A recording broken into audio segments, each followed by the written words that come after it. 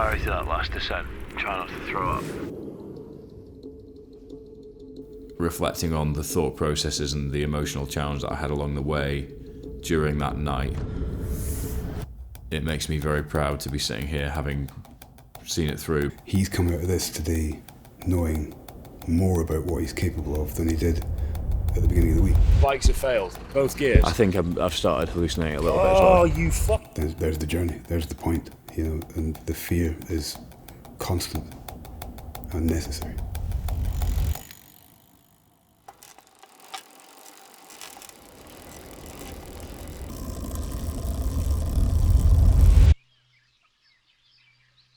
I'm Fergus Crawley, I'm 26 years old, and I have been a Gymshark athlete for coming up to 18 months at this point. So my background is in strength and ultra endurance, but a few of the things that I've achieved that I'm most proud of. I am one of two people, I believe, that successfully squatted 500 pounds and ran a sub 5-minute mile in the same day. Exactly 1 year on from that, I used the same premise and did a 1,200 pound powerlifting total straight into a sub 12-hour Ironman. 6 months after that, I did a 600 kilo powerlifting total straight into a sub 6-hour, 60-kilometer ultramarathon. I've ran out of ideas, so here we are, looking to take on a double extreme Ironman distance triathlon. So a traditional iron distance triathlon is a 3.8k swim, a 180k bike, and a 42.2 kilometer run, better known as a marathon. They're traditionally done on faster, flatter, more pleasant environments. We're in Snowdonia. It's not very flat, it's not very fast, it's pleasant, but with that comes a lot of elevation on the bike and the run. So that's what makes an extreme iron distance triathlon different to a regular one, but we're doing that twice.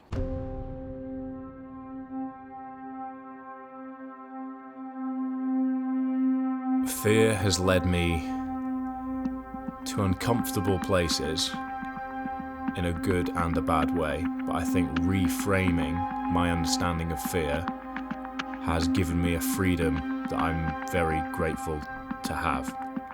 Fear is an opportunity to do better, and fear comes from a place of reluctance, apprehension, and the unknown, ultimately.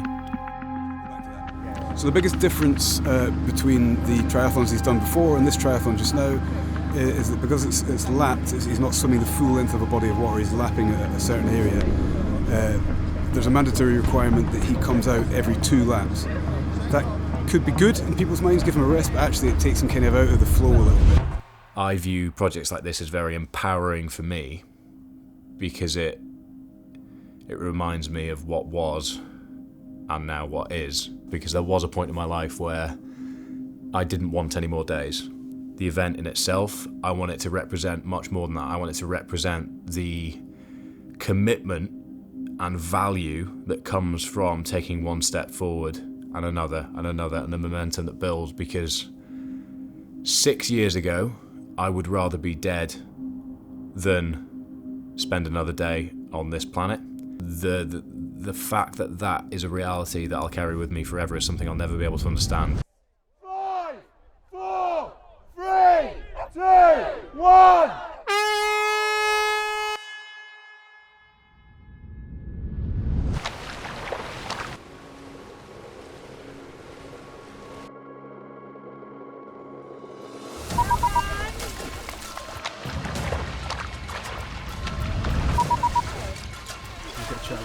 Half done.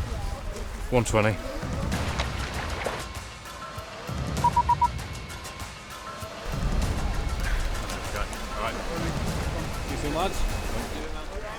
So what I want people to take away from this is that the point I am here is a point that a version of me 2, 3, 4, 5 years ago would have laughed in your face if you'd suggested that this is where we'd be sitting now talking about this event.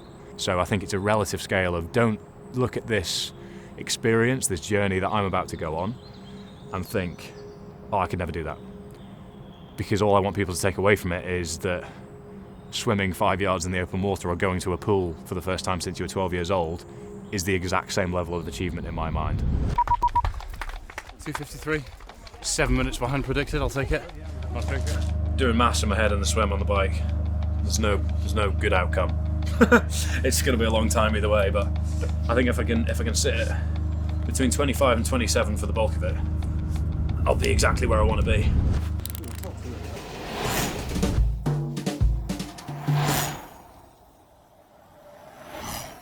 So we've just had a call from another competitor's support to say that Fergus, his electric gearing has broken down on his the bike that he's using.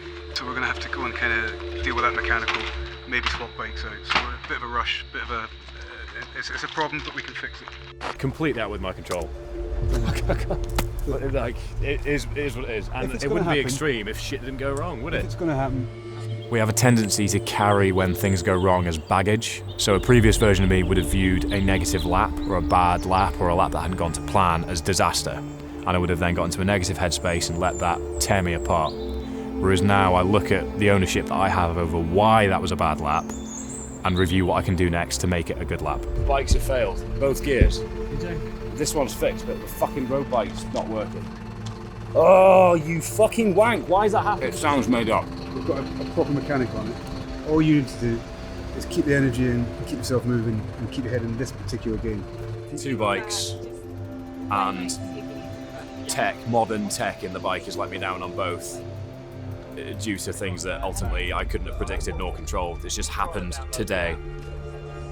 So I did lose my cool a little bit. I've lost my head a little bit momentarily, but just distilled it down to what is it? What is actually the situation? I have a bike that works, so I can crack on. When you're presented with the unknown, you're embracing discomfort on somebody else's terms because it's the unpredictability of it. I can obviously plan and prep for events like this one on my terms, but it's when the unexpected gets thrown at you, you're forced to take stock, think, and actually find a bit more about who you really are in those situations.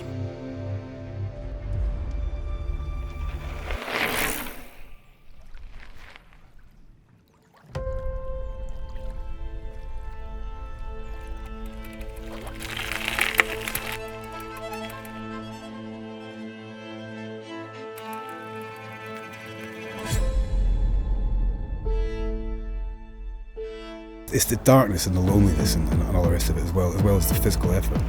So I think he's going to find it hardest in the dead of night, which is as poetic as it gets. Fergus and I had a little bit of a chat off camera. He went back out there as the sun set. We had an absolutely beautiful lap. The fact that that's actually been his fastest lap, he was in great spirit. So we're just going to head out now into the deep end of the early end of lap 5, catch him again, see how he is, run the support again, and repeat until we get through this. As the demands increased, my love for the surroundings of each lap wore thin because everything was the same lap on lap. So as the physical demand, the emotional demand, and the context of the race itself, I almost became a bit resentful to my settings at certain points, especially on the bike, because a lap would take me about 2 hours, and then we'd have stoppage time, we'd have check-in time, and we lost over 2 hours to mechanical issues on the bike. We're on lap 8 of 8. So the last 40 or so kilometres of 360 kilometres that Fergus has to do. And he is tired. I think I've started hallucinating a little bit as well. Like every car I see a person there. Yeah. And then there's no one there. I need to get some food on because I've just not been able to eat on the bike. Spent the entirety of that last descent trying not to throw up. Yeah, it was like I was dizzy. It was weird. I don't know if you noticed, I was not as in control on that descent.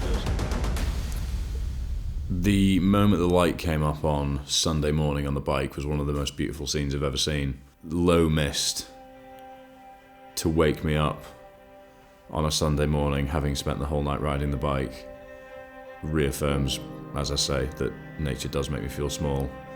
When he gets to sunrise, when he eventually comes through this darkness, not figurative, the real darkness that he's in, he needs to take a moment somehow to try and look on it as a gift, as being a moment for him. Really kind of take the time to experience it, because he's worked so hard through the darkness, and to see the morning come proves that he beat the night, that he beat those negative thoughts, those dark thoughts in his head. And there's going to be nothing more figurative than the sunrise to say, right, you're still here, you've done it, you've done this part, you've come through. Not quite sure how I'm going to get anything done, let alone a mountain and an ultra on top of that. We can make it happen.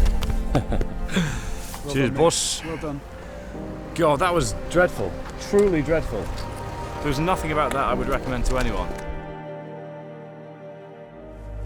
I just did my best to stay calm and collected. We're well behind the estimated time we wanted to be in at. But for the time being, I'm just happy to be here, and we've got some cracking weather for Snowdon.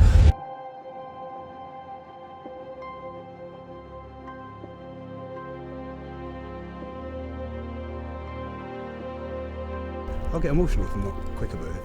You and I back on the hill together, marching up, enjoying conversations about the mad experience you've just had, enjoying some deep conversations about the darkness that you figuratively and literally marched through. I'm grateful for it, mate, and I'm proud of you. You're doing an amazing job. We're right at the top. It's not over yet. Another peak. No, another peak together though, and then we're going to crack on again. So. Yeah.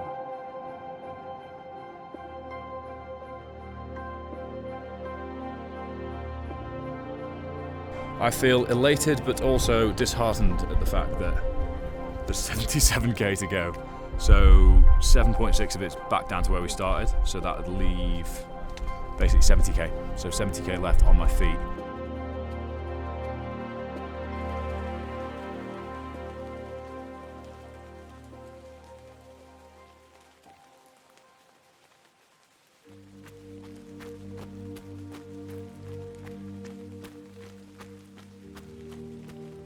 So Saturday morning, 7 a.m, kicked off with a 7.6 kilometre swim and straight into a relaxed transition ahead of a 373 kilometre bike ride.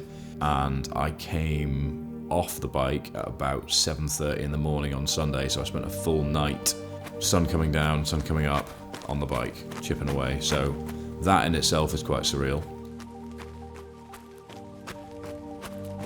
It makes me very proud to be sitting here having seen it through, because there was a point where I didn't even believe that I was going to be able to see the bike through, let alone actually get off the bike and then see the run through, because running an ultra off the back of an ultra swim and an ultra run is a interesting thing to process, but it's just putting pieces together. But I'll be able to unpack that over the next couple of weeks, because recovery from this is going to be difficult, psychologically, physically.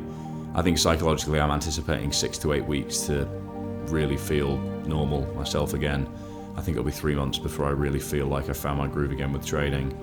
And yeah, it's going to be a challenging initial fortnight physically, just with niggles left, right and centre probably appearing, and just the wear and tear of a big event ultimately.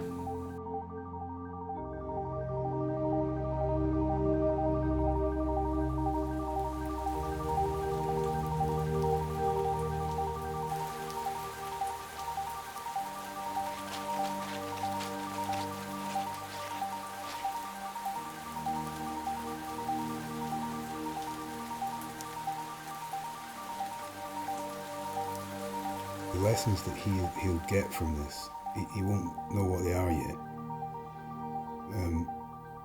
But over the next week, month, 2 months, as he kind of slowly goes back and looks at the experience that he's had from a different vantage point and reflects on it, perhaps talks with me about it, he'll start to kind of eke those lessons out and grow as a man. And for me, I get to watch that and learn from it.